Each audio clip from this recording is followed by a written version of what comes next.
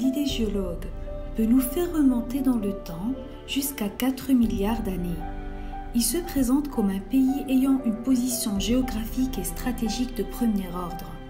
Il est très bien connu par sa diversité géologique, puisque tous les cycles orogéniques y sont exprimés depuis l'Archéen, dans la dorsale d'Irgibet jusqu'à l'Alpin qui a donné naissance aux chaînes Riffen et celle des Atlas.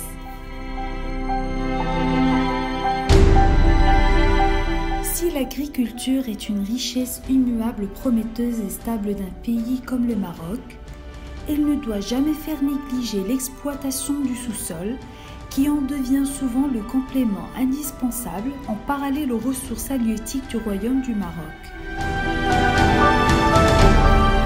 C'est ainsi que les futurs géologues, les étudiants de la faculté des sciences de Rabat, encadrés par les professeurs géologues M. Zahraoui, El-Wertiti et Bokili, entre autres du département de géologie, ont commencé leur aventure à la découverte d'une des richesses minières du Maroc central, qui renferme de nombreuses mines potentielles et diversifiées, en se déplaçant dans la province de Khénifra et les régions voisines pour visiter, étudier et voir sur place et de plus près le gisement à Baritine. Notre aventure s'est poursuivie en se dirigeant vers la mine plombo-zinguifère de Jbel Ouam, Tirza, juste après avoir visité un affleurement avoisinant pour passer à la chasse des minéraux et de minerais et bien comprendre la façon dont ils se présentent et leur relation avec les roches encassantes.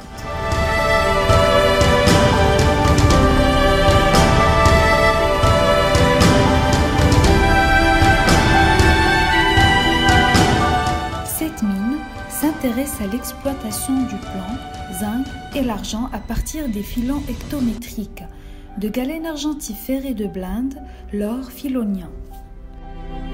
Le cycle de l'exploitation se fait par 3 étapes: la production du fond, l'extraction et le traitement.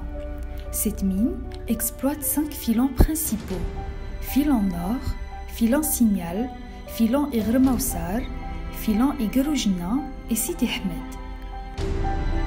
Le tout venant après l'extraction est transporté par des camions des sièges d'exploitation vers l'usine de traitement et passe par plusieurs étapes qui commencent par le concassage, qui est une étape de transformation de la roche en gravier où il y a 3 concasseurs, primaire, secondaire et tertiaire.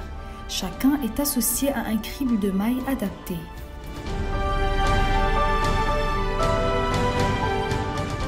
Par la suite, se succède l'étape de broyage, qui se fait à l'aide des boules en fer, broyeurs à boulets. Cette opération consiste à diviser un solide pour augmenter sa surface spécifique. Puis, l'étape de la flottation différentielle, là où le principe consiste à mettre en suspension les particules solides par agitation dans de l'eau, après quoi s'ensuit un broyage en humide plus ou moins poussé. Procédé utilisé à libérer de la gangue, l'espèce minérale valorisable. Utilisation des réactifs pour libérer les métaux, suivi d'une filtration qui permet la récupération des différents concentrés, séparer finalement le rejet flottation. Les stériles sont acheminés à la digue. La mine de Tirza est l'une des plus importantes mines du Maroc. Vu la production annuelle de 320 000 tonnes tout venant, 25 600 tonnes de concentré de plomb-argent et 4 300 tonnes de concentré de zinc.